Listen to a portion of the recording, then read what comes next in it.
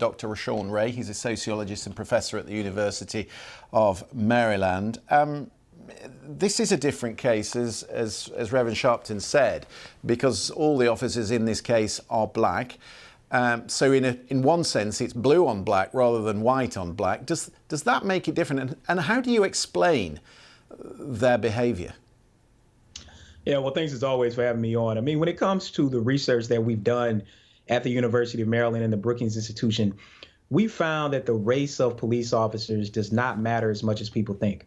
In other words, at the Lab for Applied Social Science Research, we have interviewed hundreds of police officers, trained thousands of them with our virtual reality training program, and found that black and white officers hold similar attitudes and similar behaviors, particularly against black bodies. I think that becomes very, very important.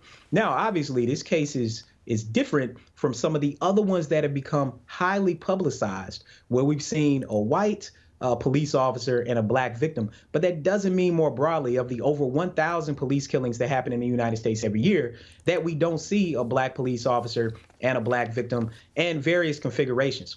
Accordingly, it's important for people to understand and remember this. Law enforcement in the United States, it existed before the United States was actually a country. And one thing we know that when black people were trying to flee plantations for their freedom, not only were there white people tracking them down, they also hired some black people to do the same thing. And law enforcement has that legacy. So black officers, similar to Latino and Asian officers and white officers, are socialized the same way. They are trained the same way. And we see these heinous acts of brutality playing out on our streets every single day. I thought there had been a national debate after the murder of George Floyd and the conviction of Derek Chauvin. Surely all police forces around the country looked at their procedures and their training for specific cases like this, a traffic stop, and yet here it is again.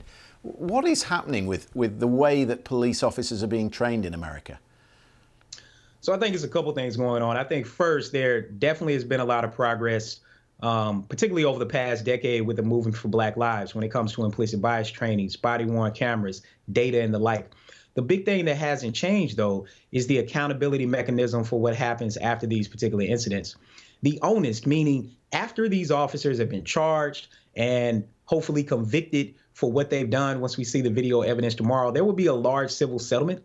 And that money will actually come from taxpayers' dollars in Memphis. I'm from the state of Tennessee. I went to the University of Memphis. Memphis doesn't have money like that, but it's going to be a large civil settlement coming out. We have to ask ourselves, why isn't that coming out of a police department insurance policy? Why isn't that coming from police officers' liability insurances like other professions? That is what my research suggests will really change the pendulum. As it relates to George Floyd, obviously there's been a lot of attention in this racial awakening, but we've seen in the United States a huge backlash from what's happening in Florida around African-American studies courses and critical race theory. And accordingly, oftentimes what we are seeing now is this reversal of what's happening, and the failure of the George Floyd Justice and Policing Act to pass in Congress is, I think, one of the biggest reasons why we see these incidents continue to happen. There's been swift action by the district attorney, and we were just discussing that with Reverend Sharpton, second-degree murder and aggravated kidnapping. Can you explain that to me? Why that specific charge? So one thing that we know up to this point is that he was pulled over. Tyre Nichols was pulled over and clearly felt that his life might potentially be in danger. I think oftentimes when people hear that people fled, they think that they're running away from the cops because they did something wrong. But clearly in this case, he was running away from them because he thought he might be killed, and that's what happened. And so part of the attempted kidnapping is that holding someone against their will when there was no reason to hold them. In this incident, and we've heard this from the police chief and the mayor in some ways, that a traffic stop such as this one should not end in the death of someone. So they were holding him against his will. There's also, I think, other pieces of evidence that will come out as it relates to the ways that they were actually holding him and containing him, not allowing him to move forward. I think that also relates to the first responders, the firefighters, the paramedics who also responded, who have been put essentially on suspension. So we put all this together. I think these charges are coming forth with the data that the DA has, and also that the Tennessee Bureau of Investigation has came in and found.